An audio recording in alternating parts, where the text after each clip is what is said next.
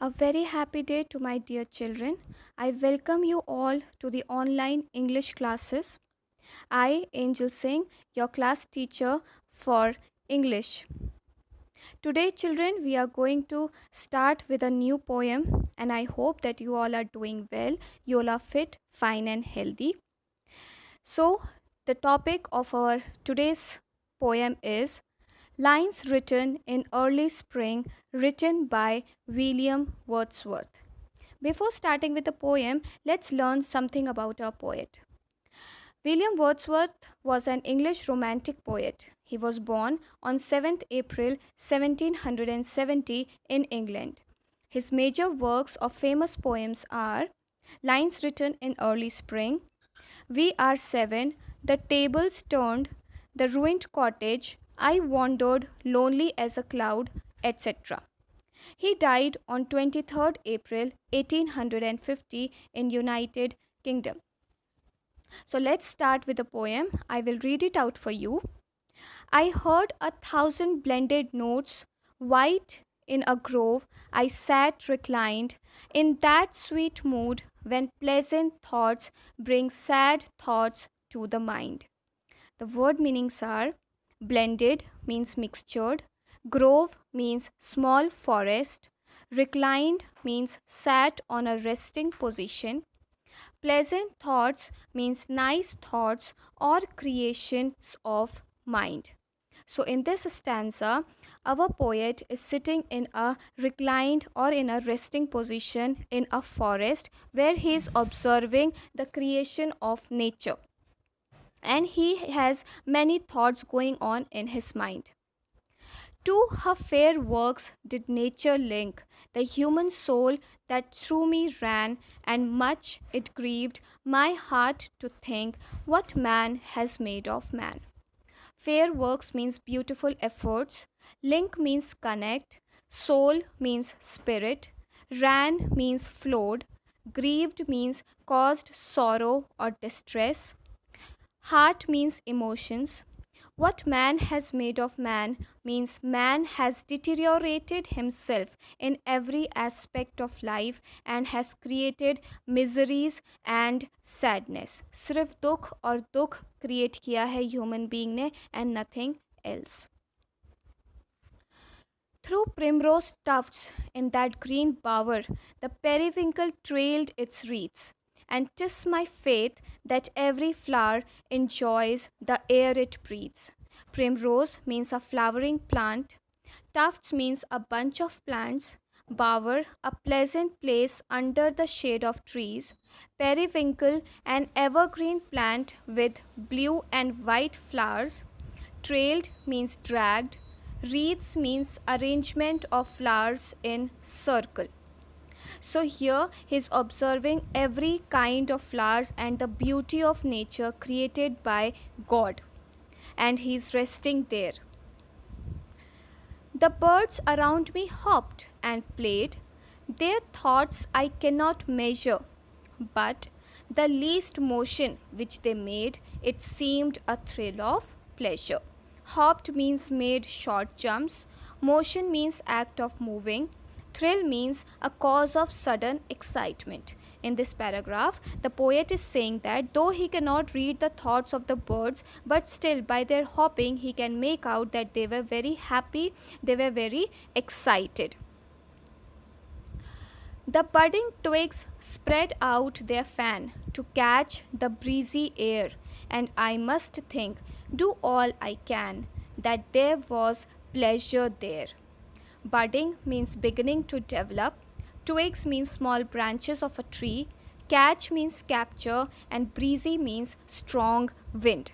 So here he is observing the new life that was coming out from the branches of a tree, and it was bringing the positivity inside him. If this belief from heaven be sent, if such be nature's holy plan, have I not reason to lament what man has made of man? Belief means faith or trust, holy means sacred, reason means cause, and lament means moan. Moan का मतलब है दुख जताना. Here he's thinking, he's watching to the nature and everything was perfect, but he was still lamenting for the creation what human beings have done. So, children, let's go through the summary of the poem. While the poet was sitting and relaxing, he was amusing the nature and its beauty, its seamless existence. His thoughts turned briefly into misery of man, because at the time of writing this poem, the French Revolution was raging through France. Stunned by the cruelty and callousness of the French society, he wrote primarily to bring out the true face of the so called humans. So, this was the base of the poem, and this was the story behind why he started writing this poem. While he was relaxing amidst the nature, amidst the beautiful creation, everything there was delightful. At the same time, these thoughts of miseries and sadness, of the problems that the humans have created for themselves as well as for others was going through his mind.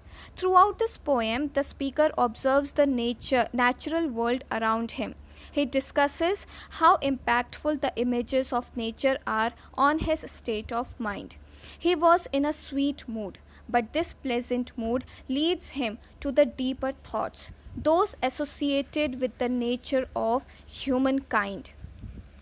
And what has become of the human soul or spirit? He mourns over what man has done of man in the face of nature, which contains all of us.